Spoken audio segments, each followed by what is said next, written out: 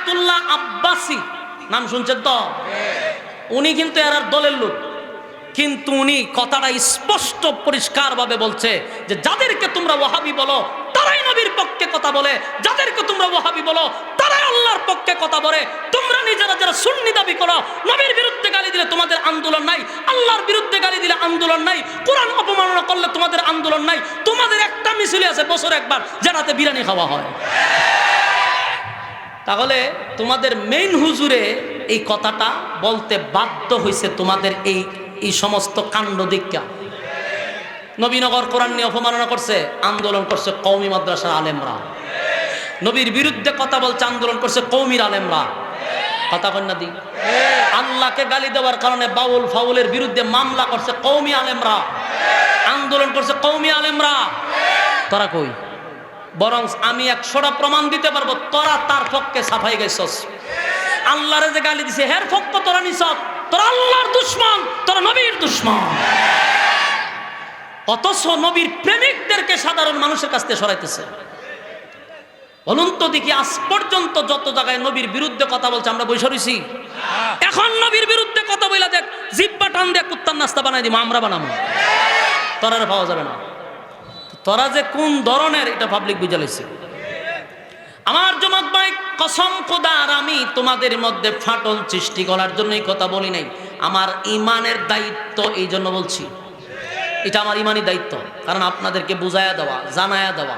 কারণ মুখে মুখে যে স্লোগান দেয়, অন্তরে তাদের সেইটা দেওয়া। কারণ মুখে যে স্লোগান শুনে অন্তরে ধারণ নাই। বাস্তব কইছি না? বাস্তব। নবীর সুন্নাহ তাদের মধ্যে পাওয়া যায় না। নবীর দুশমন বইলা যাদেরকে গালি দেয় তাদের পা থেকে মাথা পর্যন্ত নবীর সুন্নাহ পাওয়া যায়। কথা বল না? কেন মানুষকে ধোঁকা দাও? এই পৃথিবীতে আমার নবীর নাম থাকবে কিয়ামত পর্যন্ত। আমরা প্রতি সেকেন্ডে সেকেন্ডে নবীর নামে দুরূদ মদিনায় পৌঁছে, আমরা জানি। নবীকে যদি মহব্বত কেউ না করে, বলুন এই লোক কি জান্নাতের গ্রান পাইব? কেমনে মানুষের কাছ থেকে আমরা দূরে সরাই চিন্তা করছেন? এরা কেমনে কথা জানাননি? খরা দুশ্মনের রাসূল আমরা কয়, এটা হলো তাদের কমন ডায়লগ। কি কয়? দুশ্মনের রাসূল। দাউদপুর মোহাম্মদিয়া কোরআনিয়া হাসানিয়া সাতগাঁও মাদ্রাসার প্রায় 56তম বার্ষিক সভা উপলক্ষে 3 দিন ব্যাপী ঐতিহাসিক তাফসীরুল কোরআন মাহফিলের সম্মানিত সভাপতি, আজকের মাহফিলের যিনি প্রধান অতিথি, পীরে কামেল আল্লামা মুফতি রশিদুর রহমান ফারুকি সাহেব, আমিরে আঞ্জুমানে হেফাজত ইসলাম বাংলাদেশ, পীর সাহেব বরুণা। আজকের মাহফিলে আমার আগে যিনি আলোচনা করেছেন, রাজপথের লড়াকু সৈনিক, বাংলাদেশের অসংখ্য আলেমদের উস্তাদ, হেফাজতে ইসলাম বাংলাদেশের মহাপরিচালক, জামিয়া ইসলামিয়া দারুল আরকাম মাদ্রাসার সম্মানিত প্রতিষ্ঠাতা প্রিন্সিপাল আল্লামা শায়েখ সাজিদুর রহমান সাহেব দামাত বরকাতুহুম। আজকের মাহফিলের আপনাদের এই মাদ্রাসার সম্মানিত মুহতামিম সাহেব আল্লামা আব্দুল মতিন সাহেব দামাত বরকাতুহুম সহ দিগার অতিথিবৃন্দ, মুআজ্জিজ মুকাররম হযরত উলামায়ে কেরাম, উপস্থিত নওজোয়ান আমার তরুণ যুবক ভাইরা, মুরব্বিয়ান আযম, মাইকের আওয়াজ যতটুকু দূরে যায়, অবস্থানরত পর্দানিশী মা ও বোনেরা, সকলকে আমার অন্তরস্থল থেকে জ্ঞাপন করছি মুবারক। সবটুকুন শুকরিয়া আল্লাহ সুবহান মহিয়ান গণিয়ান সর্বশক্তিমান আল্লাহ পাকের জন্য, যে রব্বে করিম মুসলমানের ক্লান্তি লগ্নে ফিতনা ফাসাদের এই যুগে দুনিয়ার সমস্ত ব্যস্ততা থেকে আল্লাহ রাব্বুল আলামিন আমাদেরকে পাড়ে পড়ে সুস্থতার সাথে আলেমদের সহবতে আসার এবং বসার তৌফিকটুকু রব্বে কারীম আমাদেরকে দিয়েছেন, তাই আমরা শুকরিয়া আদায় করছি আলহামদুলিল্লাহ। আলহামদুলিল্লাহ। লক্ষ কোটি দুরুদ এবং সালাম আল্লাহর সৃষ্টির প্রধান আকর্ষণ জনাবে মুহাম্মদুর রাসূলুল্লাহ সাল্লাল্লাহু আলাইহি ওয়াসাল্লামের উপর। সম্মানিত সুধী, রাস্তাঘাটে দোকান পাটে অনর্থক অকারণে নিষ্প্রয়োজনে যে সমস্ত ভাইয়েরা বেহুদা সময় নষ্ট করছি, বিনয়ের সাথে আপনাদের কাছে আমার আবদার, আমরা আমাদের প্যান্ডেলে বসে যাই। যতক্ষণ প্যান্ডেলের ভিতরে থাকব গুনাহ হবে না এটাই সম্ভব, প্যান্ডেলের বাহিরে থাকলে গুনাহ হবে এটাও সম্ভব। যে সমস্ত ভাইয়েরা আড্ডাতে ব্যস্ত, গল্পতে ব্যস্ত, তাদের উদ্দেশ্যে আমার একটা বাণী হলো, হায়াতে যদি আমরা বেঁচে থাকি আগামীকাল পর্যন্ত, তাহলে গল্প করার সুযোগ আছে, আড্ডা মারার সুযোগ আছে। কিন্তু আগামীকাল বেঁচে থাকলেও এই মাহফিলটাতে বসার কোনো সুযোগ, বাকিটা আপনারা কোন থাকবে না। তাহলে বুদ্ধিমান কারা? যারা প্যান্ডেলে বসে গেছে। আমি লক্ষ্য করছি অনেক যুবকরা রাস্তাঘাটে একেবারে অনর্থক আড্ডায় ব্যস্ত।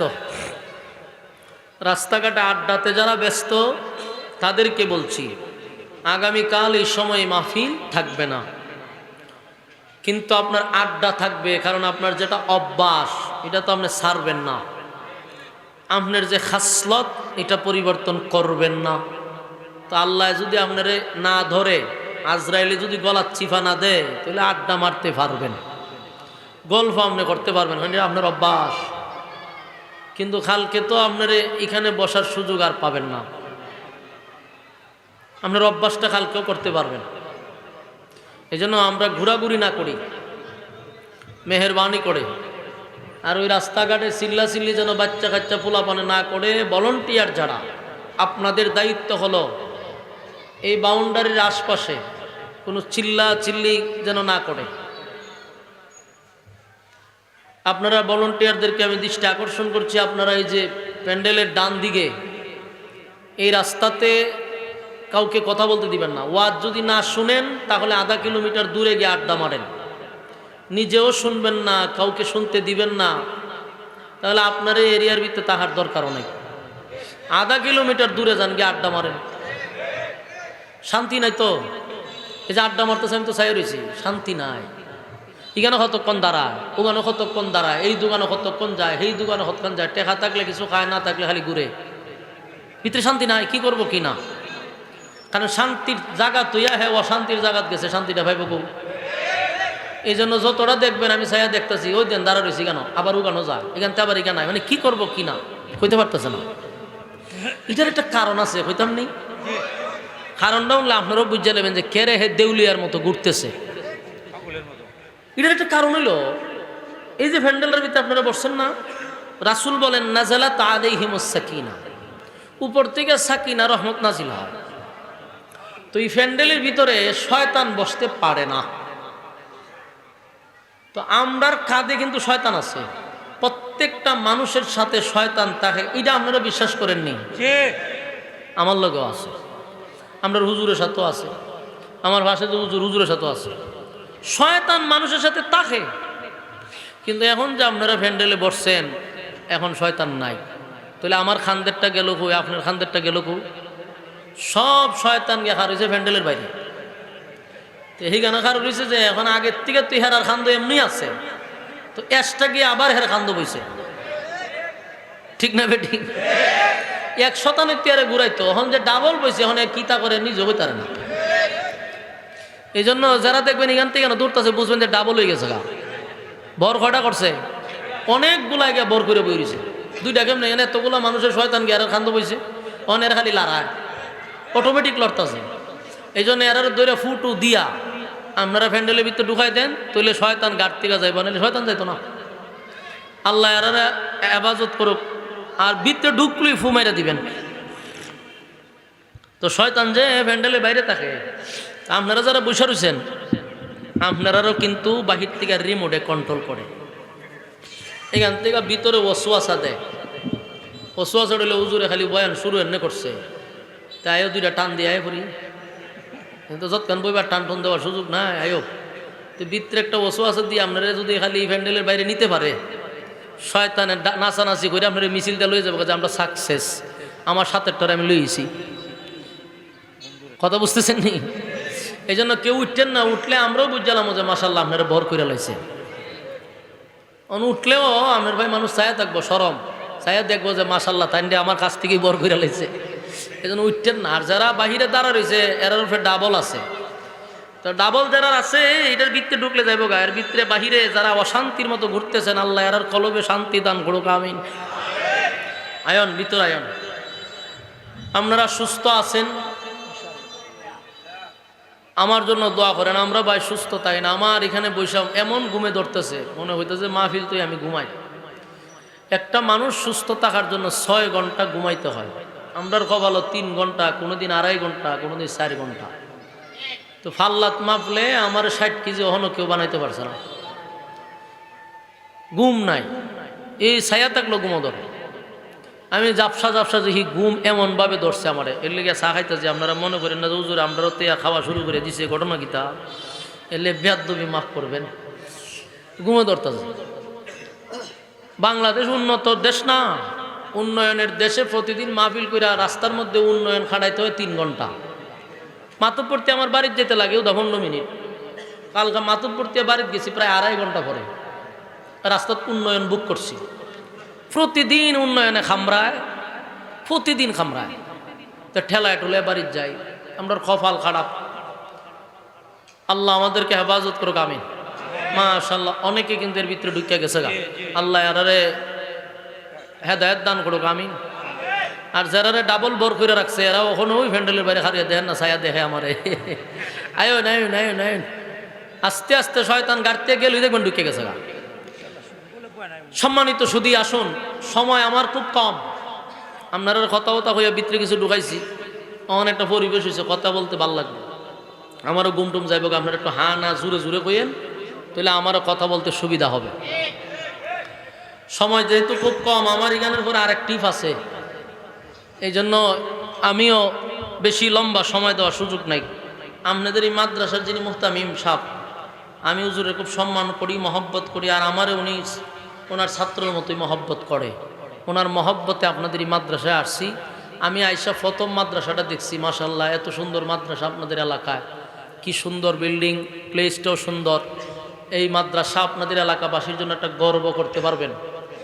মাদ্রাসা এলাকায় থাকলে নিজেদের মধ্যে একটা গর্ব হয় যে এতগুলো ছাত্র পুরস্কার নিছে, হ্যাঁ প্রত্যেকেই 1 নম্বর 2 নম্বর পুরস্কার পাইছে। এটা আপনাদের খুশি লাগছে না? এটা আপনাদের জন্য একটা আনন্দের বিষয়। এই মাদ্রাসার কারণে এলাকার মধ্যে আল্লাহ রহমত বর্ষিত করে। অনেক বড় বড় মুসিবত এই মাদ্রাসার কারণে আল্লাহ উঠাই নিয়ে যায়। কারণ আমি ঘুমাই থাকি কিন্তু এরা কোরআন তেলাওয়াত করে। এই জন্য এই মাদ্রাসার ছাত্রদের জন্য, শিক্ষকদের জন্য আল্লাহ নাফরমানদেরকে হেফাজত করে।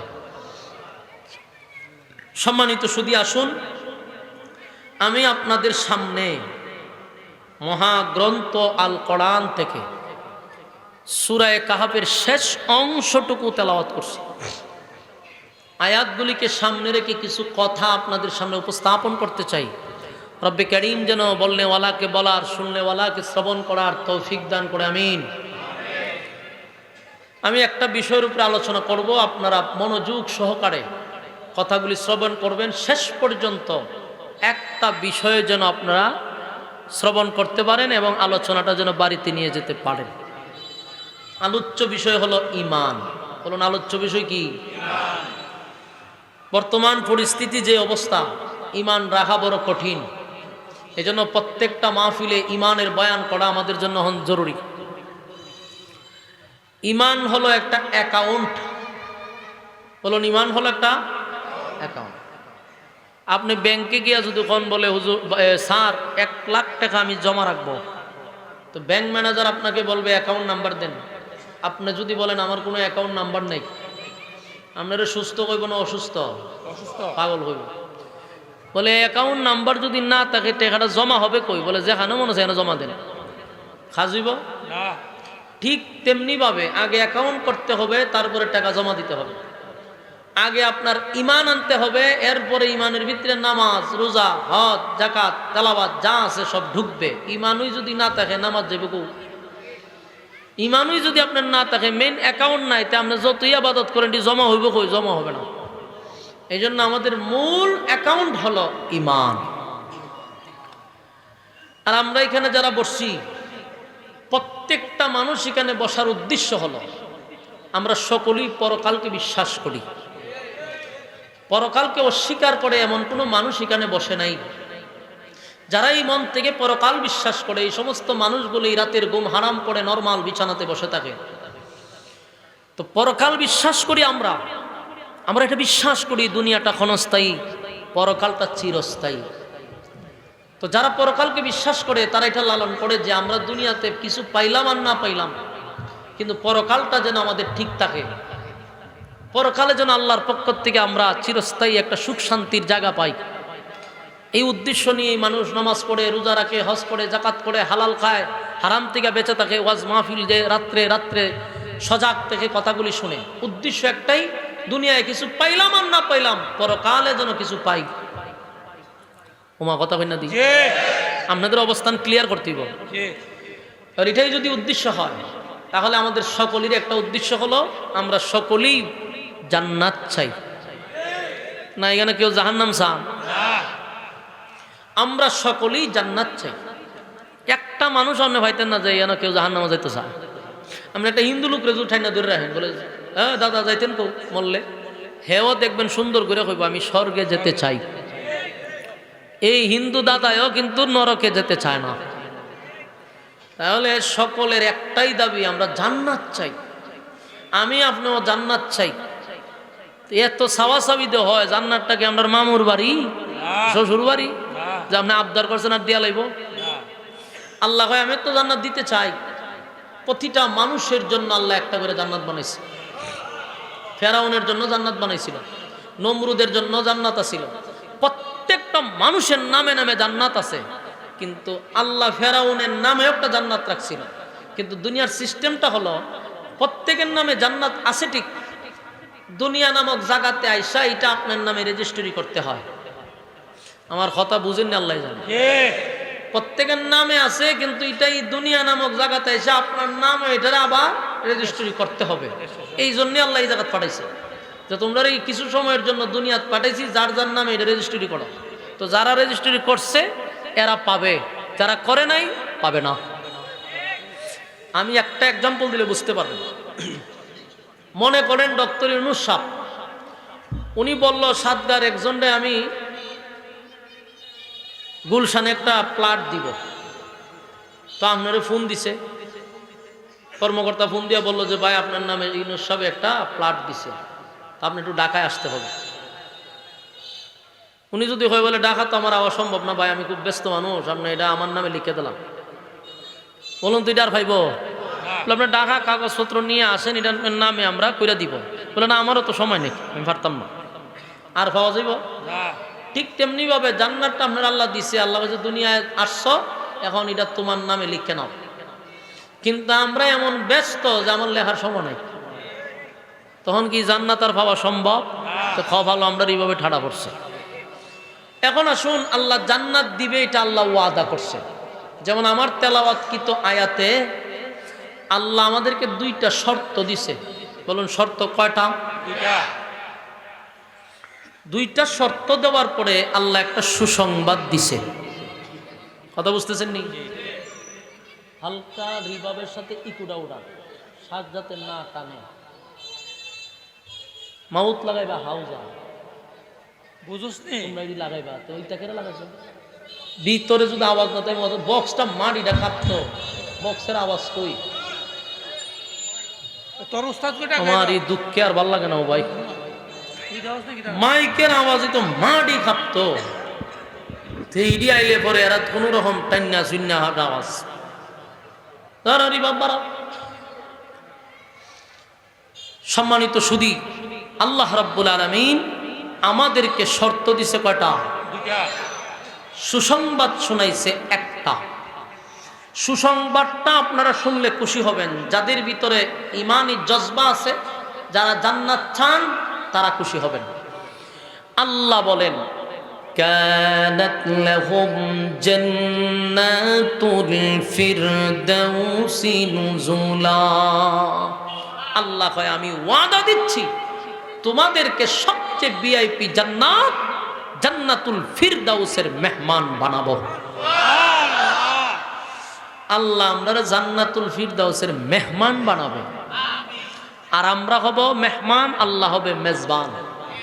কত বড় সুসংবাদ! আল্লাহ ভাই আমরা তোমার মেহমানদারি করাবো, এটা আমি আল্লাহ ওয়াদা করছে। আল্লাহর ওয়াদা কি আমরা বাংলাদেশের সরকারের মতো? এটা বুঝতেই পারি। কিন্তু ওয়াদা যে করছে আমরারও কিন্তু দুইটা শর্ত দিয়া করছে। তোমরা এই দুই শর্ত তোমরা যদি পালন করতে পারো আমি তোমরা জান্নাত দিয়ে দিব। এখন আসলে আমরা শর্তটা তো জানা দরকার। আল্লাহ বলেন, ইন্নাল্লাযীনা আমানু, আল্লাহ কয় এক নাম্বার শর্ত হলো তোমরা ঈমান আনো। এক নাম্বার শর্ত ঈমান, শর্তটাই হলো ঈমান। দুই নাম্বার ওয়া আমিলুস সালিহাত, তোমরা নেক আমল করো। তাহলে ঈমান আর নেক আমল হলো শর্ত। এই দুই শর্তের বিনিময়ে আল্লাহ ভিআইপি জান্নাতটা দিয়া লইব। কিন্তু এখন এই দুই শর্ত শোনার পরে আপনারা মনে মনে খুব খুশি যে হুজুর আমি নিজে ঈমানদার আর নেক আমল তো আমি করিও, এখন কোন জান্নাতটা দিব এটা আশায় বসে রয়েছেন। কনফার্ম হয়ে গেছে, কারণ আমরা ঈমানদার না, এখানে কেউ বেঈমান আছে? সকলেই ঈমানদার। তাহলে এক শর্ত পালন করছি আমাদের দাবি অনুযায়ী। দুই নাম্বার নেক আমল, ফ্যান্ডেলে বসছেন এটাও নেক আমল। তাহলে ঈমান আর নেক আমল তো আছে, এখন খালি জান্নাতের কোন দরজা দিয়ে ঢুকবো এইটা চাইয়া রইছি আমরা। বিষয়টা যতটুক সহজ মনে করতেছি এতটা সহজ না, কারণ আমরা যারা ঈমানদার এখানে বসা সব হইল দাবির বেলা ঈমানদার, কাজের বেলা ঈমানদার কয়জন এটা ঠিকবে বড় কঠিন টিকাটা। এখন আমি একটা করে ব্যাখ্যা করিয়ে দিলাম, আপনারা বুঝতে নেবেন যে আপনারা কত নম্বরের ঈমানদারও আছেন। আমরা সকলেই নিজের দাবি করি ঈমানদার, কিন্তু কাজের বেলায় গেলে দেখা যায় ঈমানদার হওয়াটা বড় কঠিন। আপনার এলাকার যদি জ্বর উঠে তো মিশিং দিয়া মাফে না জ্বর, এটারে হয় থার্মোমিটার। যে মিশিং দিয়া জ্বর মাফে, মিশিং এর নাম কি? থার্মোমিটার। এটা হয় বগলের নিচে ঢুকায়, আনালে জিব্বার নিচে ঢুকাই দেয়। তো ঢুকাইনির পরে কতক্ষণ করে বাইর কইরা এটা এমনি বাউজু দেয়, দেয়া হয় 102 103 পয়েন্ট উঠে জ্বরের। তো এই থার্মোমিটার থাকার কারণে জ্বর কত পয়েন্ট এটা তো আমরা বাইর করতে পারি, কিন্তু ঈমান মাফার মিশিং না থাকার কারণে আমরা সকলেই নিজের ঈমানদার দাবি করি। আচ্ছা, আপনারা এই সাতগাঁওয়ে বেনামাজি আসেনি যারা ঈদের নামাজ পড়ে না? বুঝতে শুনে কই ঈদের নামাজটাও পড়ে না, এমন বেনামাজি আছে? আচ্ছা, তাহলে এমন নামাজি বেনামাজি যে ঈদের নামাজও পড়ে না, জুমাও পড়ে না, এরকম একটা বেনামাজিরা আপনারা জিগায়েন বলে তোর তো নামাজ নাই, তোর ঈদের নামাজও নাই, তোর জুম্মাও নাই, ফাঁসক তোর নাই, তোর ঈমান আছে না? হে বুহ তিনটা তাবা দিয়া কইব নামাজ না বললে কি আমার ঈমান আছে? ঠিক না বেটে? লারা দিয়া কইব। আচ্ছা, নিজের কি দাবি করছে? ঈমানদার। নামাজ না বললে এর ঈমান আছে। আপনার এলাকা দিয়া সুদকুর আসেনি? গ্রামগঞ্জে টেকা লাগায় সুদি। আচ্ছা, এরকম সুদকুর আপনি জিগাইবেন যে তুই রে সুদ কাস, তুই তো সুদকুর, তুই সুদকুরের ঈমান আসেনি? এও কইব এ বেটা সুদ খাইলে গেছে, ঈমান আছে। ঠিক না বেটি? গাঞ্জা খায় লোক আসেনি? আচ্ছা যাক, এটা আসতে কইলাম। তো গাঞ্জা যারা খায় এরা জিগাইন যে তোর ঈমান আছে। গাঞ্জা টান দিয়া কইব গাঞ্জা খাইলে গেছে ঈমান আছে। তাহলে আমরা ভাইলাম কি বেনামাজিও কয় আমি ইমানদার, সুদকুরেও কয় ইমানদার, ঘুষকুরেও কয় ইমানদার, বেফরদাওয়ালাও কয় ইমানদার। রে যতগুলা টেন্ডারবাজ আছে এরাও হয় ইমানদার, সাদাবাজেও হয় ইমানদার, দুর্নীতিবাজেও হয় ইমানদার, খুনিও হয় ইমানদার। বাস্তব না বাস্তব? হুজুরও হয় ইমানদার, শ্রোতারাও হয় ইমানদার, ফিরেও হয় ইমানদার, মুরিদও হয় ইমানদার, নেতাও হয় ইমানদার। সুদ খাওয়ার পরে ইমানদার দাবি করে কেন? ঘুষ খাওয়ার পরে ইমানদার দাবি করে কেন? কেনর কারণ হলো থার্মোমিটার নাই। দাবি করছি, কেউ বাপের বেড়া হইলে আমার বেইমান হইয়া যা, তোর কাছে মিশিং নাই, যা নিলে দাবি করছে। ঠিক না বেটি? আল্লাহ যদি ইমান মাপার থার্মোমিটার দিয়া দিত, তাহলে আমি বক্তায় দিয়ে ওয়াজ করতাম আইছি, প্রথমে আমার রুমনে হয়তো দরজাটা লাগাইছে, হুজুর বগলের নিচে আলগি দেন, তাইলে আমার বগলের নিচে আলগি দিয়ে থার্মোমিটার ঢুকাই দিত।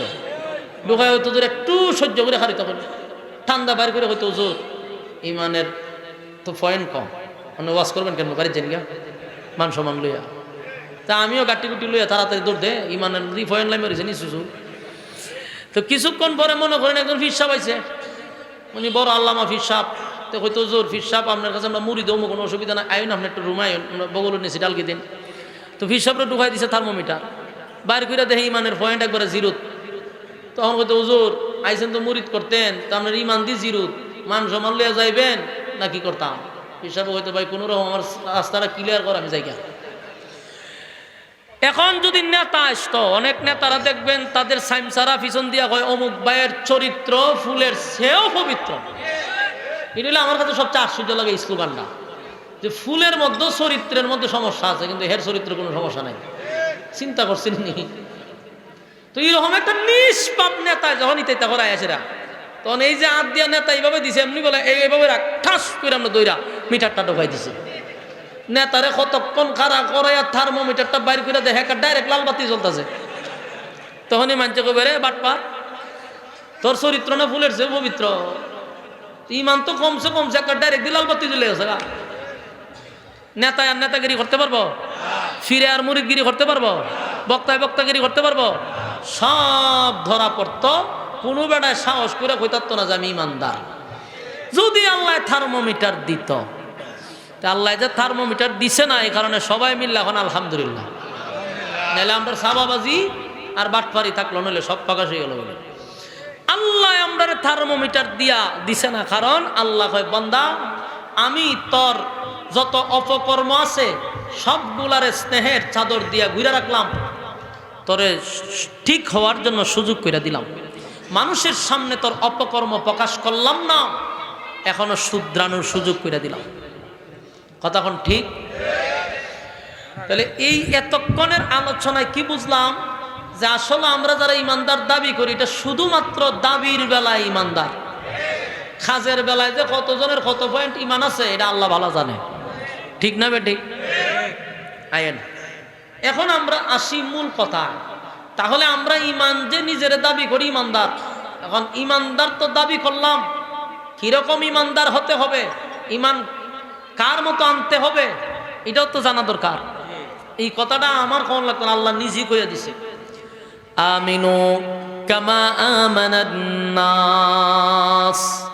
আল্লাহ কয় আমিনু কামা আমানান নাস, ইমান আনো ওই মানুষদের মতো যারা ইমানের পরীক্ষায় উত্তীর্ণ হয়েছে, যারা অতীতে ইমানের পরীক্ষায় ফার্স্ট ডিভিশনে পাস করছে, তোমরা তাদের মতো ইমান আনো। আমরার যে ইমান, এই ইমানের কথা বলছেন মাশাআল্লাহ, আমরার ইমান এমন ধরনের ইমান আমরা মজবুত করছি যে আমরা যদি কেউ রং চা একটা বালা করে খাওয়াই, তার আদা লেবু দিয়াতে ইমান শেষ। ঠিক না বেটি? এক রং চা খাই ইমান শেষ। কতক্ষণ পর আয়ে আর এক নেতা এসে হ্যাঁ যখন দুধ চা খাওয়ায় তখন আগেরটা বাদ, তখন দুধ চার উপরে কথা হেরও দেলাইছে। কিছুক্ষণ পর আরেকজন এসে জিগায় আগে খিতা গেছে, দুধ গেছে, রং গেছে, কত কফি মার, কফি খাওয়ানোর পরে জিগায় খারে আপনার ওই। তাহলে ইমান আছে না গেছে? আমরার ইমানের হালত হইল বর্তমানে এই অবস্থা। এই জন্য আল্লাহ বলেন আমিনু কামা আমানান নাস। আল্লাহ রাব্বুল আলামিন বলেন ঈমান আনো ওই মানুষদের মতো যারা অতীতে ঈমানের উপরে ফার্স্ট ডিভিশনে পাস করছে, ঈমানের উপরে যারা পরীক্ষায় উত্তীর্ণ হয়েছে, তাদের মতো ঈমান আনো। আমিনু কামা আমানান নাসের ব্যাখ্যা হতে পারে আব্দুল্লাহ বিন তামের। আমিনু কামা আমানান নাসের ব্যাখ্যা হতে পারে ফেরাউনের বউ আসিয়া, ফেরাউনের দাসীও হতে পারে। কারণ প্রত্যেকে ইমানের জন্য তারা পরীক্ষা দিছে, ইমানের পরীক্ষা আসবে, ইমানের পরীক্ষা আসবে। যখনই আমরা নিজের ইমানদার দাবি করব, সত্যিকারের ইমানওয়ালার উপরে আল্লাহ পরীক্ষা দিবে রে। বিনা পরীক্ষায় মালিক তোমারে জান্নাত দিবে না, এটা মাথায় রাখতে হবে। কথা হয় না? বিনা পরীক্ষায় মালিক জান্নাত দিবে না। পরীক্ষায় ফার্স্ট ডিভিশনে পাস করতে হবে। আব্দুল্লাহ বিন তামের পরীক্ষায় ফার্স্ট ডিভিশনে পাস করছে। ফেরাউনের দাসী সেও কিন্তু ইমানের পরীক্ষায় ফার্স্ট ডিভিশনে পাস করছে। এমনকি ফেরাউনের বউ আসিয়া ফেরাউনের গড় সংসার কইরা পৃথিবী বিখ্যাত 4 জন মহিলার মধ্যে একজন হলো আসিয়া। সুবহানাল্লাহ। আল্লাহ দুনিয়াতে থাকতে আসিয়ারে জান্নাতের বালাখানা দেখায়া দিছে। দেখতে দেখতে আসিয়া শাহাদাত বরণ করছে।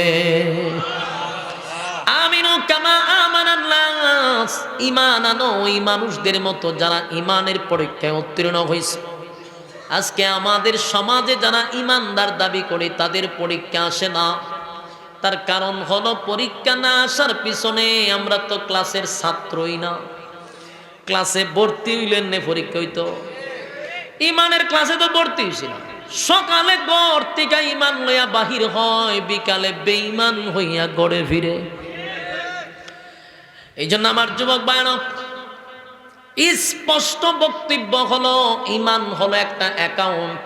আমি আবারও বলছি, এই কথাগুলি প্রত্যেকটা জায়গায় জায়গায় বলা দরকার। কারণ এখন সমাজে ইমান চুর বাহির হইছে, সরল সোজা মানুষের ইমান নষ্ট করতেছে বিভিন্ন বেলকি দিয়া। ইমানের ব্যাপারে সতর্ক থাকতে হবে, কারণ সবচেয়ে বড় হাতিয়ার হলো ইমান। ইমানটাই হলো আমাদের সবচেয়ে বড় একটা নিয়ামত। এর থেকে বড় নিয়ামত আর হতে পারে না। কারণ ইমানের মাধ্যমে আপনার ডিফেন্ড করবে জান্নাতি না জাহান্নামী। ইমান থাকলেই তো জান্নাতি। ইমান না থাকলে যদি আপনি যত ইবাদত বন্দেগী করেন, যেমন অ্যাকাউন্ট তারা যদি টাকা জমা দেন, টাকা কই গেছে খবর নেই। ইমান ছাড়া নামাজ পড়লেও কোনো কাম হবে না, ইমান ছাড়া রোজা রাখলেও কাজ হবে না। ইমান নাই, কোটি কোটি টাকা যদি আল্লাহর রাস্তায় দান করেন কাজ হবে না। কারণ অ্যাকাউন্টই নাই, কই রাখতেছেন, কই টাকা যাইতেছে খবর নাই। আমার যুবক ভাইরা, তাই ইমানের ব্যাপারে সতর্ক থাকা দরকার। ইমানের ব্যাপারে কোনো আপোষ চলতে পারে না, কোনো আপোষ চলতে পারে না। দুনিয়ার সব বিষয় আমার আপোষ চলবে, কিন্তু ইমানের ক্ষেত্রে আমি কোনো আপোষ করতে রাজি না। কথা হয় না? আমি যদি দেখি ইমানের জন্য আমার নেতা ছাড়তে হয়, আমি ছাড়বো। ইমান ধইরা রাখতে গিয়া যদি দল ছাড়তে হয়, দল ছাড়বো। কিন্তু আমার ইমান আমি ছেড়ে দিতে রাজি না। কথা হন ঠিক? এই মিয়া মনিটরে সাউন্ড বাড়াও, তোমরা দিয়ে এক যন্ত্রণা দিতা জমিয়া। মনিটরে সাউন্ড বাড়াও, কষ্ট হয়ে গেল।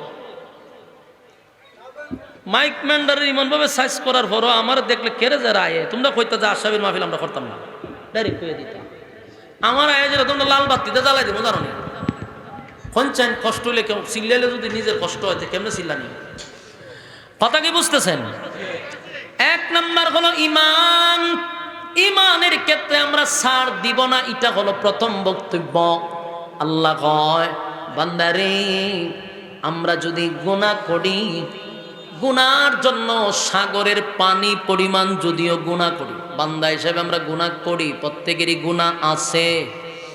গুনাহ যদি করি আর সেই গুনার উপরে যদি আমরা লজ্জিত হই, একটা সময় যদি বান্দা বুঝতে পারে যে আল্লাহ সীমা লঙ্ঘন করছি, একটা সময় যদি বান্দা বান্দি বুঝে ফেলে আল্লাহ সীমা লঙ্ঘন করছি গো, আল্লাহ তামাম জিন্দেগির গুনার বোঝা মাথায় লইয়া আপনি মালিকের দরবারে লজ্জিত হয়ে গেলাম, জিন্দেগির গুনার উপরে লজ্জিত।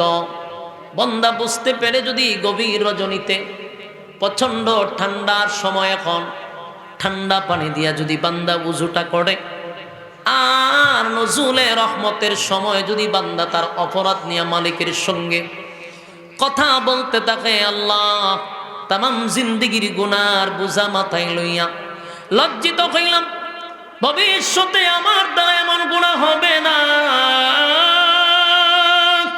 আমি আপনার কাছে মাপ চাই মালিক, আপনার নাম রহমান, আমি আপনার বান্দা, রহমান নামের খাতিরে মাফ করে দেন। আল্লাহ কয়ে, বান্দা যদি তার গুনার উপরে লজ্জিত হয়ে যায় রে, আর বান্দা যদি তার চোখের পানিও ছেড়ে দেয়, আমি আল্লাহ গুনার কারণে বান্দার চোখের পানির খাতিরে বান্দার তামাম জিন্দেগির সব গুনাহ আমি আল্লাহ মাফ করে দেই। সুবহানাল্লাহ, আসতে না জোরে। আমার যুবক ভাই, এটা হলো মালিকের মায়া আর দয়া। বান্দার প্রতি আল্লাহর মায়া, মায়ার মহব্বত, মায়া মহব্বতের কারণে বান্দা অপরাধ করছে, বান্দা নিজেই তার অপরাধ যখন স্বীকার করে, আল্লাহ কয়ে ওয়াদা দিলাম, যা বান্দা জিন্দেগির গুনাহ মাফ করে দিছি।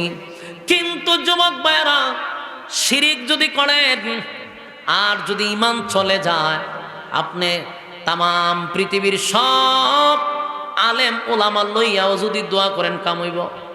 মক্কা মদিনার ইমাম লইয়া দোয়া করলে কাম হইব? আমরা আসল বুঝি নাই, অ্যাকাউন্টই নাই, কোথায় রাখবেন?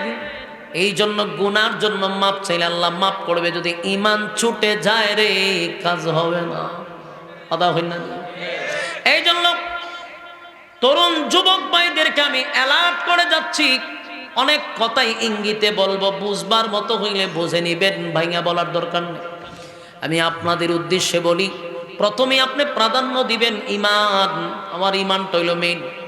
ঈমান থাকার পরে যদি দল করতে হয়, দল করব, যে কোনো দলে আপনি ঢুকেন, আমার কোনো অসুবিধা নাই, আমি নিজে কোনো দল করি না, যদিও ইসলামিক দলের সাথে আমরা জড়িত আছি, কিন্তু কাউরে বলি না যে আপনি ওই দলে যান, ওই দলে যান, এটা আমাদের অভ্যাস নাই। যুবক ভাই, কিন্তু আমার প্রশ্ন, যদি আমার ঈমান ঠিক থাকে তাহলে দল করব, ঈমান ঠিক থাকলে নেতার পিছনে ঘুরব। যদি আমার ঈমান ঠিক রাখতে গিয়া দল আমার বিরুদ্ধে দাঁড়ায় যায়, দলের দরকার নাই। যদি দল আমার ঈমান ঠিক রাখতে গিয়া যদি দল ছাড়তে হয়, দল ছাড়তে রাজি। আমার ঈমান ঠিক রাখতে গিয়া যদি নেতাকে ছাড়তে হয়, নেতারা ছাড়তে রাজি। তারপরও সাবধান, ঈমানের উপরে কোনো আঘাত আনতে দিব না। কথা হয় না? যদি দেখা যায় আমার দল ঈমানের বিরুদ্ধে কোনো কর্মসূচি নেয় রে, এই দলের মধ্যে আমি থুথু মারি। যদি দেখি আমার নেতা ঈমানের বিরুদ্ধে কথা বলে, নেতার মুখে থুথু মারি। কথা হয় না? কারণ আমি একজন মুসলমান, আমার প্রথম পরিচয় আমি একজন ঈমানদার। ঈমানদার রাজনীতি আমার পরিচয় না, আমার পরিচয় হলো আমি ঈমানদার। কথা হয় না? পরকালে রাজনীতির কারণে বাঁচতে পারবেন না। ঈমান হারা হইয়া যদি কবরে যান গো, উপায় থাকবে না, উপায় থাকবে না। অনেক যুবকরা দেখছি আবেগে দলের পক্ষ নিতে গিয়া নিজের ঈমানটাও ছেড়ে দেয়। এই নাফরমান, দুনিয়াটা কি চিরস্থায়ী? কথা হয় না? দুনিয়া চিরস্থায়ী নয়, দুনিয়া চিরস্থায়ী নয়, দুনিয়া চিরস্থায়ী নয়, ক্ষণস্থায়ী দুনিয়া। সেই দুনিয়ার জন্য যদি তুমি ঈমান হারা হইয়া যাও, চিরস্থায়ী একটা জায়গার নাম হলো পরকাল। ঠিক নেই? এই দেন তো, বক্সটি চলেনি, বক্সটি চলেনি, এরিয়াত রেখেন, বক্সে চলেনি। বক্সে সাউন্ড বাড়াও, বক্সে সাউন্ড বাড়াও, বক্সে ফ্যান্ডেল আওয়াজ নাই তো। ফ্যান্ডেলে যদি আওয়াজ না থাকে তাহলে এত চিল্লাই আমার লাভ কি? ফ্যান্ডেলে মাইক দিছে কটা? হ্যাঁ, তোমরা আগে শিখবা, নাহলে আমার কাছে যাইবে, আমি শিখাই দিই। এই সেটিংয়ে কি সেটটা কয়? এখানে এখানে সেটিংয়ে 8টা মাইক লাগে। তুমি বাংলাদেশের যত বড় মাইক মিললে আমার সামনে আইতো, এই সেটিংয়ে 8টা মাইক লাগে, কেন তুমি 7টা দিছো? তো তুমি বক্স দিয়ে খাবারটা দিবা কেমন? তখনই তো তোমরা কারণ ঠিক আছে তো বুঝছি, বারবার ভালো লাগে কথা বুঝছো নি? এখানে 8টা লাগে, তুমি দিছো 7টা, এই জন্যই তুমি বক্স দিয়ে খাবার দিতে পারতেছো। বক্স কিন্তু পুরো ফ্যান্ডেলের জন্য না, এটা যা শুধু একটু সাপোর্ট দিব। তোমার মেইন হইল গিয়া তোমার মাইক। তোমরা এই জন্যই সমস্যা, এই সেটিংগুলা জানো না, মানো না, সর্বনাশটা করো। আমার যুবক ভাই, প্রথম নাম্বার যেটা ছিল এটা হলো ঈমান। আমরা প্রথমে ঈমানের উপরে একেবারে অটল থাকবো। রাজি আছি? আজকের থেকে নিয়ত করবেন দুনিয়া কিয়ামত হোক ঈমান ছাড়বো না, কারণ এটাই আমার সার্টিফিকেট। হাসরের মাঠে যদি দাঁড়াইতে হয় রে, ঈমানটা লই দাঁড়াইতে হবে। আর যদি ঈমান না থাকে উপায় থাকবে না, উপায় থাকবে না, উপায় থাকবে না। তাই আমার ঈমানের প্রতি অটল থাকতে হবে। দুনিয়ার সব বিষয়ে ছাড় দিব, ঈমানের ক্ষেত্রে কোনো ছাড় নাই। কথা হয় না? আফসোস, বাংলাদেশে আজকে ঈমানটা ছাইরা দিতে রাজি, দল ছাড়তে রাজি না। ঠিক না বেটি? দল অথবা কোন নেতা ডাইরেক্ট আল্লাহর বিরুদ্ধে কথা বলে, এর পরেও সে তার নেতারে টিকায় রাখার জন্য সে এই দুশ্মনকে সাপোর্ট করে যায়। গজব পড়বে তোর উপরে। আল্লাহর বিধানকে অস্বীকার কইরা তুই রাজনীতি করতে চাস কেন? তুই রাজনীতি কর, অসুবিধা নাই, কিন্তু এই রাজনীতি করবে যে আমার সব ঠিক থাকার পরে, আমার ঈমান আমল ঠিক থাকার পরে আমি রাজনীতি করব। আমার যুবক ভাইয়েরা, ঈমান আনবো কার মতো? আমিনু কামা আমানান নাস, ঈমান আনবো সাহাবীদের মতো। রাজি আছি? নামে মুসলমান দাবি করলে চলবে না। আমরা যারা ঈমানদার, শুধু দাবির বেলায় আমরা ঈমানদার। যেই লোকটা নিজের ঈমানদার দাবি করার পরে নবীরে গালি দিলে তার কষ্ট লাগে না, যেই লোকটা ঈমানদার দাবি করে আল্লাহরে গালি দিলে তার জজবা আসে না, তার শরীরের রক্ত গরম হয় না, এমন ঈমানদার জান্নাতে যাইতে পারবে না। কথা হয় না দি? শুধু নামে মানুষের সামনে পরিচয় দেয় আমি ঈমানদার, কিন্তু এই লোকটা হাসরের মাঠে কোনো সার্টিফিকেট দেখাইতে পারবে না। কারণ আপনার ভিতরে তখনই বুঝবেন ঈমান আছে যখন দেখবেন ইসলামের বিরুদ্ধে কেউ কথা বলে, আর যখন দেখবেন আপনার শরীর রক্ত গরম হয়ে গেছে বুঝবেন আপনার ঈমান আছে। আর যখন দেখবেন শরীরে লাড়া দেয় না বুঝবেন ড্যামেজ। ঈমান লাল বাতিত আছে, আপনার ঈমানে সাজ নাই। এরকম লোক অনেক আছে না? আল্লাহরে গালি দিলেও কয় যে এটা তো উনি ভুলে কইছে, মুখ ফুসকায় কইয়া লইছে, বুঝবেন হে আরেক নাস্তিক, এটা আরেকটা মুরতাদ। এক মুরতাদ আরেক মুরতাদের পক্ষটা নেই। হ্যাঁ না, আমরা দেশ টুফি দাড়ি লাগায়ও আল্লাহরে যে গালি দিল হেরে নিয়ে লাইবে আইসা কয় এটা ওনার সাথে অন্যায় করা হয়েছে, এটা আরেক মুরতাদ। কথা কয় না? এটা আরেকটা মুরতাদ, এটার ওয়াজ শোনা হারাম, এটার পিছনে নামাজ পড়া হারাম, এটা মুরতাদ, এতে কোনো সন্দেহ নাই। আল্লাহরে গালি দেওয়ার পরে যে হেরে সিট করতে চায়, এর পক্ষে কথা বলতে চায়, কিসের জন্য মেয়ে তার বয়ান শুনবেন? এর পিছনে নামাজ পড়লে তো নামাজ হবে না। যেই ক্যাম্বাসার আল্লাহরে গালি দিল বাউলে, তার পক্ষ নিয়ে কথা কয়, সে কত বড় মুরতাদ। এর পিছনে আপনারা নামাজ পড়েন, একে আপনারা বড় মুফতি মনে করেন, এটা তো ক্যাম্বাসার। এটা আগে ছিল বড় বাউল, এটাও এখন এদের সাথে হয়েছে বড় ফাউল। বা এখানে আমার আকীদার বিষয় আমি বলছি না, এখানে মূল কথাটা হলো যখনই আল্লাহকে গালি দিবে আমার শরীরের রক্ত যদি গরম না হয়, আপনি কিসের ইমানদার? আপনি নিজের ইমানদার দাবি করেন কেন? যে গালি দিল তার বিরুদ্ধে আপনি যাওয়ার দরকার, সে পক্ষে নেওয়ার মানেই বোঝা গেল আপনারা এক সুতায় বাঁধা, এক সুতায় বাঁধা। আর এই জাতি এখন আপনাদেরকে রাসূলের নাম বিক্রি করে চলেন। রাসূলের নাম দিয়ে আপনারা খান, বিরিয়ানিও খান, জিলাপি খান, শুধু রাসূলের নামটা দিয়া। অথচ আমার নবীরে গালি দিলে আপনাদের শরীরের রক্ত গরম হয় না।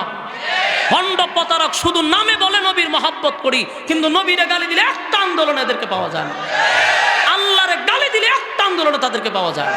তারা কেন নবীর নাম বিক্রি করে খাস? আর আমরা যারা নবীর আশিক, আমাদেরকে মানুষের সামনে বুঝায় নবীর দুশ্মন। আল্লাহর কসম, টেকনাফ থেকে তেতুলিয়া আজ পর্যন্ত বাংলাদেশে যত জায়গায় আল্লাহর বিরুদ্ধে কথা বলছে, নবীর বিরুদ্ধে কথা বলছে, ইসলামের বিরুদ্ধে কথা বলছে, তত জায়গায় কওমি উলামায়ে কেরাম রক্ত দিয়েছে। ঠিক কিনা বলে?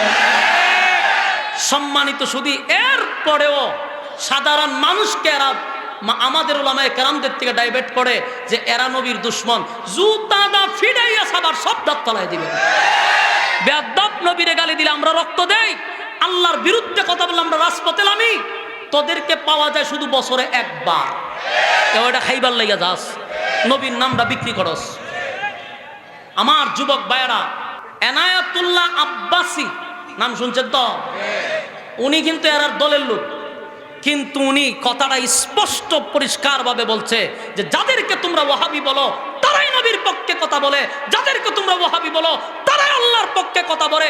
তোমরা নিজেরা যারা সুন্নি দাবি করো, নবীর বিরুদ্ধে গালি দিলে তোমাদের আন্দোলন নাই, আল্লাহর বিরুদ্ধে গালি দিলে আন্দোলন নাই, কোরআন অপমাননা করলে তোমাদের আন্দোলন নাই। তোমাদের একটা মিছিলে আছে বছরে একবার, যেটাতে বিরিয়ানি খাওয়া হয়। তাহলে তোমাদের মেইন হুজুরে এই কথাটা বলতে বাধ্য হয়েছে তোমাদের এই সমস্ত কাণ্ড দীক্ষা। নবীনগর কোরআন নিয়ে অপমাননা করছে, আন্দোলন করছে কওমি মাদ্রাসার আলেমরা। নবীর বিরুদ্ধে কথা বলছে, আন্দোলন করছে কওমির আলেমরা। কথা কন্যা দি আল্লাহকে গালি দেওয়ার কারণে বাউল ফাউলের বিরুদ্ধে মামলা করছে কওমি আলেমরা, আন্দোলন করছে কওমি আলেমরা। তোরা কই? বরং আমি 100টা প্রমাণ দিতে পারবো তোরা তার পক্ষে সাফাই গেছস। আল্লাহরে যে গালি দিছে হের পক্ষ তোরা নিছ, তোরা আল্লাহর দুশমন, তোরা নবীর দুশমন। অথচ নবীর প্রেমিকদেরকে সাধারণ মানুষের কাছ থেকে সরাইতেছে। বলুন তো দেখি, আজ পর্যন্ত যত জায়গায় নবীর বিরুদ্ধে কথা বলছে আমরা বসে রইছি। এখন নবীর বিরুদ্ধে কথা বইলা দেখ, জিব্বা টান দিয়ে কুত্তার নাস্তা বানাই দিব, আমরা বানাবো, তোরা পাওয়া যাবে না। তোরা যে কোন ধরনের এটা পাবলিক বুঝে লইছে। আমার জমাত ভাই, কসম খোদার আমি তোমাদের মধ্যে ফাটল সৃষ্টি করার জন্য এই কথা বলি নাই। আমার ইমানের দায়িত্ব, এই জন্য বলছি, এটা আমার ইমানি দায়িত্ব। কারণ আপনাদেরকে বুঝায়া দেওয়া, জানায়া দেওয়া। কারণ মুখে মুখে যে স্লোগান দেয়, অন্তরে তাদের সেইটা ধারণ করে না। যে স্লোগান শুনে অন্তরে ধারণ নাই। বাস্তব কইছি না বাস্তব?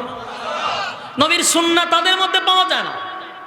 নবীর দুশমন বইলা যাদেরকে গালি দেয় তাদের পাত থেকে মাথা পর্যন্ত নবীর সুন্নাহ পাওয়া যায়। কথা কই না? কেন মানুষকে ধোঁকা দাও? এই পৃথিবীতে আমার নবীর নাম থাকবে কিয়ামত পর্যন্ত। আমরা প্রতি সেকেন্ডে সেকেন্ডে নবীর নামে দুরূদ মদিনায় পৌঁছে, আমরা জানি। নবীকে যদি মহব্বত কেউ না করে, বলুন এই লোক কি জান্নাতের গ্রান পাইব? কেমনে মানুষের কাছ থেকে আমরা দূরে সরাই চিন্তা করছেন? এরা কেমনে কথা কয় জানাননি? খরা দুশ্মনের রাসূল আমরা কয়। এটা হলো তাদের কমন ডায়লগ। কি কয়? দুশ্মনের রাসূল। আর তোরা কি তা বিরানি রাসূল? হ্যাঁ, বিরানি রাসূল তো তোরা, জিলাফি রাসূল তোরা। উচিত কথা কইলেই তো সমস্যা, মনে কষ্ট আসে। এই জন্য বলছি, কেন রে এতগুলা হয়ে ঘটনা ঘটে গেল, তোর ব্যানারে তো একটা আন্দোলন দেখা দরকার ছিল আমাদের। তোর তো প্রতিবাদ করার দরকার ছিল, করলি না কেন? করছত না, ভালো কথা। আবার নিজের নবীর নাম বিক্রি করে খাবি না, নবীর নাম বিক্রি করিস না। নবীর জন্য জান আমরা দেই। এখনো বলছি, জীবন থাকতে নবীর ইজ্জত কেউ নষ্ট করবে আমরা বরদাস্ত করতে পারবো না। এটা আমাদের তামান্না। কিন্তু উল্টা আমরা মানুষের কাছে এইভাবে মানুষের কাছে উপস্থাপন করে যে আমরাই হলাম মোগল দুশমন। নাউজুবিল্লাহ। তবে এইটা বেশি দিন বাংলাদেশে খাইতো না। যেমন বাংলাদেশে একটা শব্দ দিয়া দেখছেন না, মানুষকে 16 বছর নরম করছে। এটা কি? রাজাকার। কিচ্ছু হইলে হইতো কি তা রাজাকারের গোষ্ঠী। এই রাজাকার বইলা বইলা দেশের সরকার পতন হয়েছে। বাস্তব না বাস্তব? এই ট্যাবলেট গোটা বাংলাদেশের মানুষকে খাওয়াইছে। কিছু হইলে রাজাকার রাজাকার রাজাকার। এই ট্যাবলেট বাংলাদেশের মানুষ আর খায় না। এটা শুনলে মানুষ বুঝা যায়, দৌড়ো দৌড়ো দৌড়ো দিয়ে আগের সুরে কথা কয়। যারা এখন এই ট্যাবলেট বিক্রি করে এদেরকেও মানুষ ঘৃণা করে। ঠিক না বেঠিক? সম্মানিত সুধী, এই জন্য কথাবার্তা বলতে হিসাব করে বলতে হবে। বাংলাদেশের মানুষ ট্যাবলেট এখন আর খায় না। যারা রাজাকার বইলা বইলা আজকে দেখেন না, টুপি এবং দাড়িকে কি পরিমাণ অপমান করতেছে, নবীর সুন্নতকে তারা অপমান করতেছে। অথচ তারা নিজেদেরকে আশেকে রাসূল দাবি করে। অথচ আমার নবীর দাড়ির উপরে জুতা দিয়ে ডিল মারতেছে। রাজাকার কি তা খালি গোলাম আজমই ছিল বাংলাদেশে? আমার প্রশ্নের জবাব দেন। গোলাম আজমই ছিল? হ্যাঁ, আর বাংলাদেশে রাজাকার নাই? তো যাদের দাড়ি নাই হেরারে জুতা ইডান না কেন? মূল উদ্দেশ্য ইটা নয়। মূল উদ্দেশ্য নবীর সুন্নাহকে অপমান করা, নবীর টুপিকে অপমান করা, লক্ষ কোটি মুসলমানদের কলিজায় আঘাত দেওয়া, এটা হলো তাদের উদ্দেশ্য। কারা এই কাজগুলো করতেছে বর্তমান সরকারকে বলবো, অতিরঞ্জিত ভালো না। মানুষের সহ্যের একটা সীমা আছে। যেই ছবিতে আপনারা জুতা মারতেছেন সেই ছবিতে দাড়ি আছে। যেই ছবিতে আপনারা জুতা মারতেছেন সেখানে টুপি আছে। আপনারা যদি রাজাকারকে মারতেই চান তাহলে দাড়ি ছাড়া রাজাকার আছে, এটাকে মারেন না কেন? ফাইজলামি করেন, দেশের মানুষকে এত বোকা। হ্যাঁ, আপনারা জুতা মারা তো রাজাকারের উদ্দেশ্য না, জুতা আমার নবীর সুন্নাহর উপরে মারতেছেন, জুতা আমার নবীর সুন্নতের উপরে মারতেছেন, এর ফল ভালো হবে না। এগুলা পরিকল্পিতভাবে মুসলমানদের কলিজায় আঘাত দেওয়া। যেই বেচারার ছবির মধ্যে জুতা মারতেছে উনারে ফাঁসি দেওয়া হয়েছে, উনি কবরে আছে, তাহলে উনার ছবির মধ্যে জুতা মারতেছেন আপনারা। আমার প্রশ্ন তো এই জায়গাত না, প্রশ্ন হলো দাড়ি ছাড়া বহু রাজাকার আছে, এদেরকে জুতা মারেন। আর ভারতের রাজাকার যেটি আছে এটিতে মারেন না কেন? খালি এক দেশের রাজাকারের মান লইব, এদেশে তো ভারতের রাজাকারও আছে, ঠিক না বেঠিক? ফাইজলামির সীমা আছে।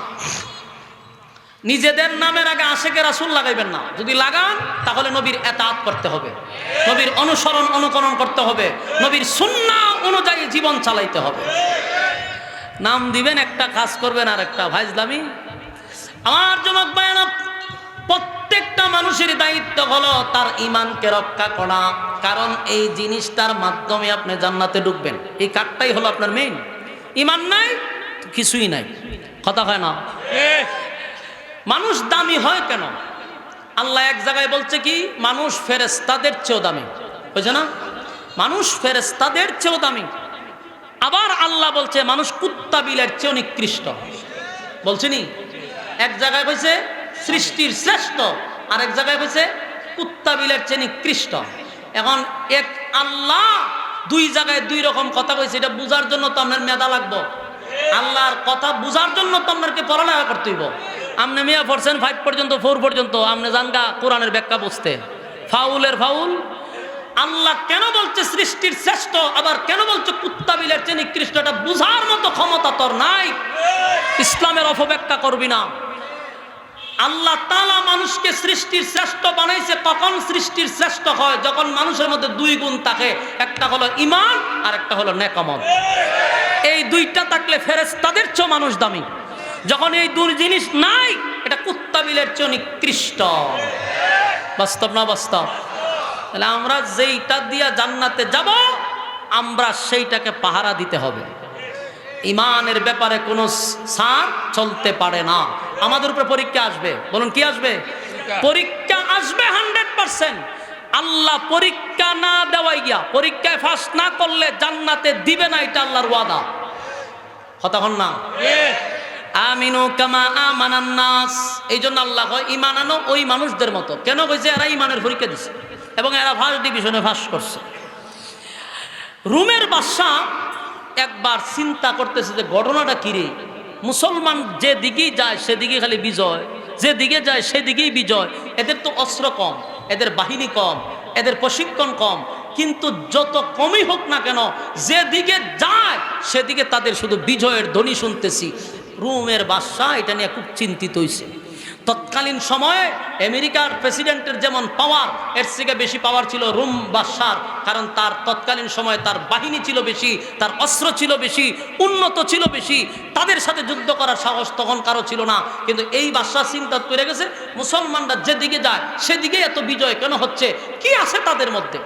গবেষণা করে বাইর করলো যে মুসলমানদের মধ্যে অস্ত্র নাই, বাহিনী নাই, কিন্তু একটা কারণে তারা এত বিজয় লাভ করতে, সেটা হলো তাদের ঈমানের পাওয়ার। তাদের মধ্যে কি আছে? ঈমানের পাওয়ার আছে। তো ভাই, আমাদের গোটা পৃথিবীতে মুসলমানের সংখ্যা এখন 200 কোটির উপরে। বলুন কয়শো কোটি? 200 কোটির উপরে। এই রিভাবটা একটু বাড়া, গলায় ধরতেছে, টানুন জানা। এখন দেখেন 200 কোটির উপরে হইল গিয়া মুসলমান, কিন্তু আজ পর্যন্ত দেখেন, বাড়াও 200 কোটির উপরে মুসলমান আছে পৃথিবীতে। বলুন আজকে মার খাইতেছে কারা? গোটা পৃথিবীতে মুসলমানই মার খায়। কেন? সংখ্যা তো আমরা কম না। কেন মার খাইতেছি? আমাদের ঈমান দুর্বল, আমরা ঈমান দুর্বল, এই জন্য আমরা মার খাই। কিন্তু রোমের বাদশা গবেষণা করে বাইর করছে মুসলমানদের ঈমান বড় মজবুত। এখন বাদশা কয় আমি এদের ঈমানের পরীক্ষা করব, দেখবো তাদের ঈমানের পাওয়ারটা কি পরিমাণ। তো তার বাহিনীরে বললো, তোমরা যেখানেই যাইবা যুদ্ধ করতে, মুসলমানের একটা টিমকে জীবিত আমার কাছে নিয়ে আসবা। তো ঘটনাক্রমে একটা টিমকে জীবিত অবস্থায়, বিশাল একটা টিমকে মুসলমানের যুদ্ধের ময়দান থেকে এরা বন্দি করে নিয়ে আসছে বাদশার সামনে। বাদশা এদেরকে জিজ্ঞাসা করলো, তোমাদের মধ্যে নেতাকে? একজন হাত উড়ায় হলো, আমি নেতা। এই নেতার নাম হলে আব্দুল্লাহ বিন হুজবি। বলল ঠিক আছে, তোমার চেহারা সুন্দর, তোমার সুরত সুন্দর, তোমার শিক্ষাগত যোগ্যতা আছে, সর্বদিকে তুমি গুণে গুণান্বিত, তুমি এমন একটা দলের সাথে যোগ দিলা, তোমার তো উচিত আমার সাথে যোগ দেওয়া। কথা বুঝতেছেন? বলুন বাদশা কেন এদেরকে ধরে আনছে? বইলা লইছে ইমানের পরীক্ষা নিবে। তো প্রথম তার এই সাহাবীদেরকে একটা অফার দিছে। রোমের বাদশা বলে, আব্দুল্লাহ তোমার চেহারাটা সুন্দর, বডিটা বালা, কথা বলার যোগ্যতা আছে, তুমি আমার দলে যদি যোগ দাও তাহলে তোমার উপকার হবে। আমার মনটা চায় তোমার সাথে একটা সুসম্পর্ক করি, কিন্তু মাঝখানে বাধা হইল তুমি মুসলিম আমি মুসলিম। এই বাধাটা যদি ভেঙে দাও তাহলে আমি তোমার সাথে সম্পর্ক করতে চাই। আর এর পরিণাম তুমি যদি আমার সাথে মিলিত হও, বাধা যদি ভেঙে দাও, তার মানে ইমান ছেড়ে দিত, বিনিময়ে আমি আমার রাজত্বের অর্ধেক তোমার নামে লিখে দিব। আমার সুন্দরী রূপসী একটা মেয়ে আছে, সেটাকেও তোমার সঙ্গে বিবাহ দিয়া দিব। কি অফার দিছে দেখছেন? আমনে কই নাউযুবিল্লাহ, এরকম অফার অনেক টুপিওয়ালারা ফাইলে আমরার দেশ সর্বনাশ। সাধারণ একটা চেয়ারের লেগে টুপিওয়ালারা বিক্রি হয়ে যাগা, বাস্তব না বাস্তব? এমন বিক্রিও হয় টুপিওয়ালারা, শেষে কুলোভা না বেজ্জতির শেষ নাই। কেন রে?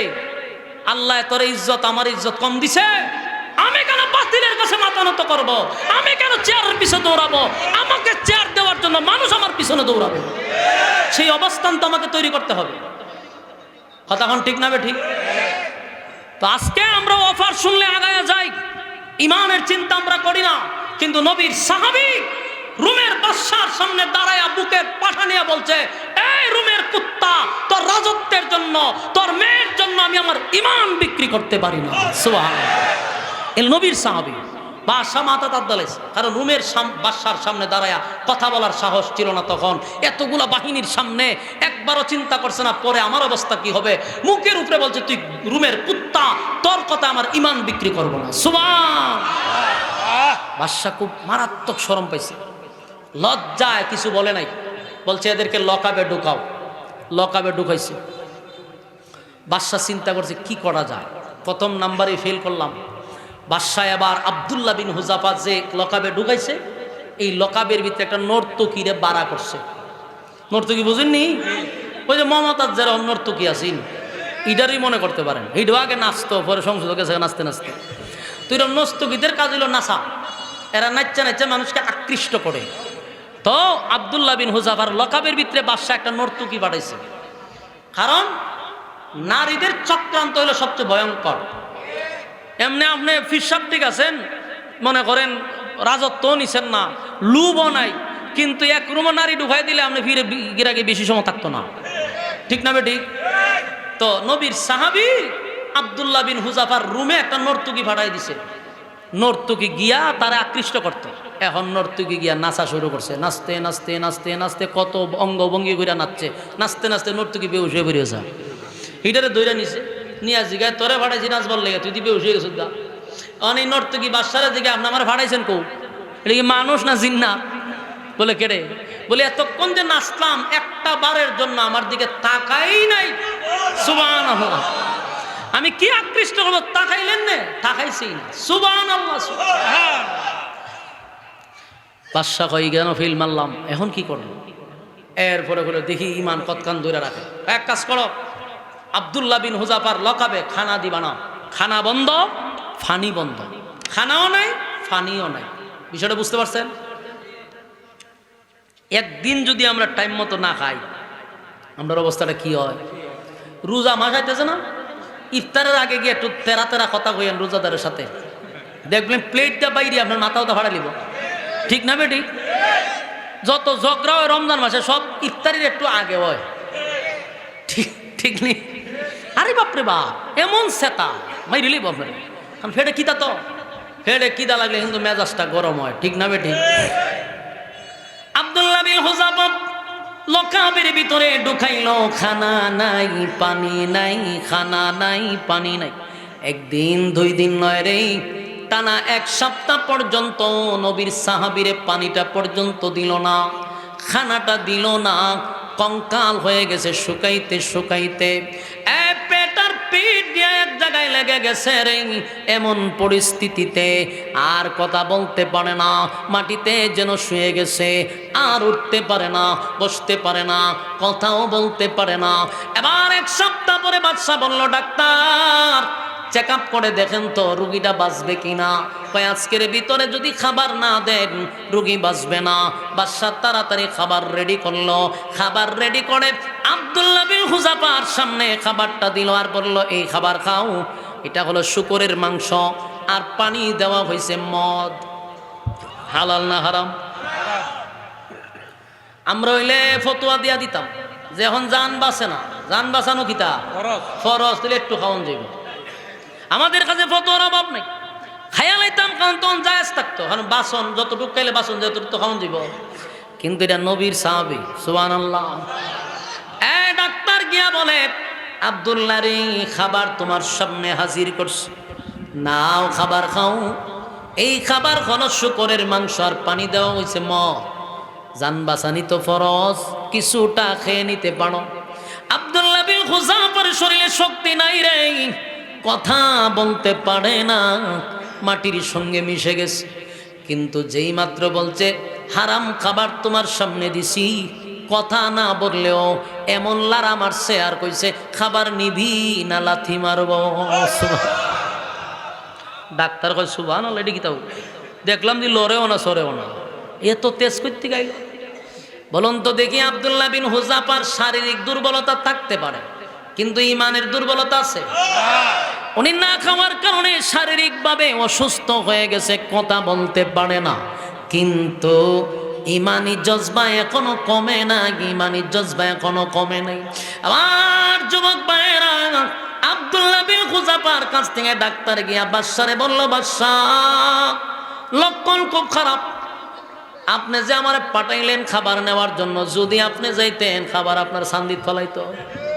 বাচ্চা গেছেন না কিতা, এখনো কি তেজ কমছে না? না, ভারতের মতো। বাদশা কই কেন হাইরে গেল? ঠিক আছে লইয়াও আমার কাছে, সবগুলারে লকআপ থেকে বাইর করে আমার সামনে নিয়ে আসো। সামনে নিয়ে আসছে। বাদশা করছে কি, বিশাল একটা ডেকসি আনছে, এই ডেকসির মধ্যে তেল গরম করা শুরু করছে। আমার যুবক ভাইরা আবার বলছি, মনোযোগ দিয়া শুনেন, ইমান কারে কয়, ইমান কারে কয়, ইমান কারে কয়। প্রত্যেকটা মানুষের উপরে ইমানের পরীক্ষা হয়। বাদশা বিশাল একটা ডেকসির মধ্যে তেল গরম করছে।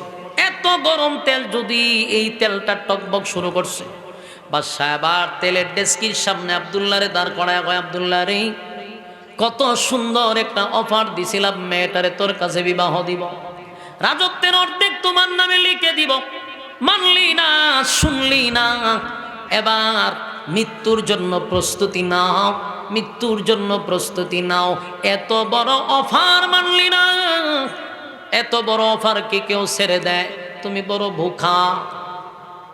যুবক ভাইরা মনোযোগ দিয়া শুনেন, নবীর সাহাবী আব্দুল্লাহ বিন হুযাফা বাদশার সামনে দাঁড়ায়া বলেন, বাদশা রে কথা তো জুড়ে বলতে পারে না, শরীরে কিছু নাই, কঙ্কাল হয়ে গেছে। এরপরও বলে আমি বুখা নয়, আমি বুখা নয়। তুই আমার যে অফার দিছস, এই অফারে আমি রাজি না, আমি এর থেকে বড় অফারের সঙ্গে চুক্তি করছি। সুবহানাল্লাহ। আমার যুবক ভাইরা, নবীর সাহাবী ডাক দিয়া কয়, না আমি বোকা না, তুই যে অফার দিছ এর থেকে বড় অফারের সঙ্গে আমি চুক্তি করছি। তুই আমারে অফার দিছ, আমি কালেমা ছাইরা দিলে রাজত্বের অর্ধেক দিবি, অফার দিছ কালেমা ছাইরা দিলে তোর মাইয়াটারে বিবাহ দিবি। আমার আল্লাহ আমারে অফার দিছে গো, আমি যদি ঈমান লইয়া কবরে যাই, আমি যদি ঈমান লইয়া কবরে যাই, আমারে আমার মালিক অর্ধেকের কথা বলে নাই, বলছে সর্বনিম্ন এই পৃথিবীর 10টা পৃথিবীর সমান রাজত্ব দিবে, আর সর্বনিম্ন বউ দিবে 72টা। চিৎকার দেয়া কোন সুবহানাল্লাহ।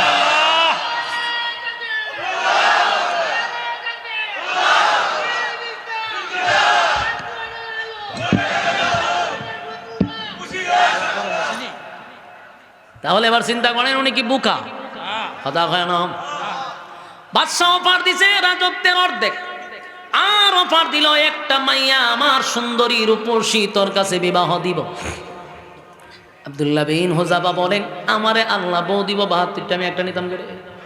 আমারে মালিক দিব কমপক্ষে 10টা, পৃথিবীর সবার রাজত্ব তোর অর্ধেক নিতাম করে। তুই তো মাথা মোড়া। আমরা মুসলমান মাথা মোড়া নয়, এর থেকে বড় অফার আমার মালিকে দিছে রে, তাই তো সেই অফার আমি মিস করতে পারি না। বাদশা বুঝছে সর্বনাশ, ইমানের পরীক্ষা নিতেছি সব জায়গায় আমি ফেল মারতেছি, হে ফাঁসি করে। এবার বাদশা চিন্তা করলো না, ফাইনাল সিদ্ধান্ত নিতে হবে। কারণ বাসাতে দই রাঁধছে, বাসারও তো শরম লাগতেছে, ছেড়ে দিলে তো শরম, হারাইতে তো পারলাম না। এবার বাদশা প্রচন্ড গরম তেলের মধ্যে 2জন সাহাবীরে হাতে পায়ে বেঁধে, রোমের জালেম বাদশা 2জন সাহাবীকে, নবীর সাহাবীরে তেলের মধ্যে ছাইরা দিছে। সাথে সাথে হাড্ডির থেকে মাংসগুলো ছেড়ে দিছে রে। মাছ যেইভাবে আমরা বাজি করি সেই রকম বাজি হয়ে গেছে। 2জন সাহাবী শাহাদাত বরণ করলো। বাদশা এবার চিন্তা করছে আব্দুল্লাহ এখন ভয় পাবে। বাদশা কয়, একে একে সবগুলারে আমি আগুনে তেলের মধ্যে ঢেলে বাজি করব। আব্দুল্লাহ এখনো সুযোগ আছে। আব্দুল্লাহ বিন হুযাফা কয়, এ বাদশা, রুমের কুত্তা স্পষ্ট বক্তব্য, একে একে সব দুনিয়ার থেকে চলে গেল ইমান দিয়া যাব না, ইমান লইয়া যাব। সুবহানাল্লাহ। বাদশার কাছে মেজাজ গরম হইয়া বাদশা কয়েক আর কাউরে তেলে ফালান লাগতো না, হেরে ধর। আব্দুল্লাহ বিন হুযাফাকে হাতে পায়ে বেঁধে তেলের মধ্যে ছেড়ে দিবে। এবার বাদশা তারে সুন্দর করে হাতে পায়ে বেঁধে তেলের সামনে নিচ্ছে। আব্দুল্লাহ বিন হুযাফাকে তেলে ছেড়ে তাকে হত্যা করবে। কিন্তু তৈলের সামনে যখন আব্দুল্লাহ বিন হুযাফাকে দাঁড় করাইছে, ওনার চোখ দিয়া পানি পড়া শুরু হয়ে গেছে। চোখের পানি যখন পড়া শুরু হয়েছে, আব্দুল্লাহ বিন হুযাফা কান্না দেখা বাদশা কয়, ঘটনা কি? দৌড়াইয়া আব্দুল্লাহ বিন হুযাফার কাছে গিয়া কয়, এ আব্দুল্লাহ বিন হুযাফা, কান্নার কোনো প্রয়োজন নাই, বুঝতে পারছি তোমার মৃত্যুর ভয় ঢুকে গেছে, কাপুরুষের মতো কাঁদতেছ, এখনো অফার ঠিক থাকবে, শুধু ইমানটা ছেড়ে দাও। এবার আব্দুল্লাহ বিন হুযাফা কয়, এই রোমের বাদশা, স্পষ্ট বক্তব্য, মুসলমানরা মৃত্যুর ভয়ে কোনোদিন কান্দে না। জুরে কোন সুবহানাল্লাহ। আমি আমার মৃত্যুর ভয়ে কান্দি না, আমি কান্দি এই জন্য যে আমার মালিকের জন্য আমার এই জীবনে কি করলাম। আমারে যদি আমার মালিক আরেকবার জীবনটা দিত, আরেকবার আগুনে জাপ দিতাম, আরেকবার জীবন দিত, আরেকবার আমি আগুনে জাপ দিতাম। আমি তো এখন একবারই আমার মালিকের জন্য জীবন দিব, সেই ব্যথায় ব্যতীত হইয়া আমি কান্দি রে। আমরা মরণের জন্য কান্দি না। বাদশা এবার মাথায় হাত দিয়া কয়, আমি তারে মারতে চাই একবার, সে মরতে চায় 100 বার। ঠিক না বেঠি? বাদশা এবার সিদ্ধান্ত দিছে না, তারে এখন আর আগুনে পোড়ানো যাবে না। বাদশা চিন্তা করলো, তারে যদি আমি এখন আগুনে ফালাইয়া পোড়াইয়া দেই, সে জিতে যাবে, আমি হেরে যাব, আমি হারতে চাই না। বাদশা এবার কয়, আমি তোমারে ছেড়ে দিব, শর্ত হইল তুমি আমার কপালে একটা চুমু দিবা। বাদশা এখন কয়, ছাড়তে পারি, আমার কপালে একটা চুমা দিবা। আমরা যদি এমন অফার শুনতাম যে মরণের কাছে ফাঁসির কাছে নিয়ে আসে, যদি হইতে বলে আপনারা ফাঁসির থেকে বাঁচাই দিব, একটা চুমা দিতে হবে। আমরা কিতা কইলে বলে ভাই তাড়াতাড়ি হতর কোন জায়গার চুমা দেওয়ান লাগবে, আ জায়গায় হোক আর বে জায়গায় হোক, চুমা দেয় আগে। ঠিক না? ঠিক। কিন্তু নবীর সাহাবী বলে, না, চুমা আমি তোরে দিব, কন্ডিশন আছে। উনি নিজে আবার কন্ডিশন দিছে, আমি চুমা দিতে পারি, আমারে তুই তেলের কাছ থেকে সরাইয়া জীবন ভিক্ষা দিবি, এই জন্য আমি চুমা দিব না। আমি চুমা দিতে পারি, এক শর্তটা হলো আমার নবীর যত সাহাবী লকাবে আছে সবগুলারে যদি ছেড়ে দেস, সেই মর্মে আমি চুমা দিব। আমার যুবক ভাইরা, লম্বা ঘটনা, তাই আমি শুধু আপনাদেরকে শুরুতেই বলছিলাম আলোচ্য বিষয় ইমান। আমরা এখান থেকেও বুঝতে পারলাম সাহাবীরা এমনি এমনি দুনিয়াতে জান্নাতের সার্টিফিকেট পায় নাই, কারণ তারা ইমানের পরীক্ষায় ফার্স্ট ডিভিশনে পাস করছে। আল্লাহ বলেন আমিনু কামা আমানান নাস, ঈমান আনো ওই মানুষদের মতো যারা ইমানের পরীক্ষায় ফার্স্ট ডিভিশনে পাস করছে। আমার যুবক ভাইরা, ইমান টিকায় রাখার জন্য যদি আমরা জীবন দিতে হয়, জীবন দিব কারা কারা? দুইটা হাত তুল্লা দেখায়া দে। লিল্লাহে তাকবীর, লিল্লাহে তাকবীর। হ্যাঁ, হাত তুলে রাখেন। ইনশাআল্লাহ যতই বাধা আসুক না কেন আমরা ঐক্যবদ্ধ থাকবো ইনশাআল্লাহ। আগামীর ইসলামের বিজয় আমরা দেখতে চাই, ঠিক কিনা?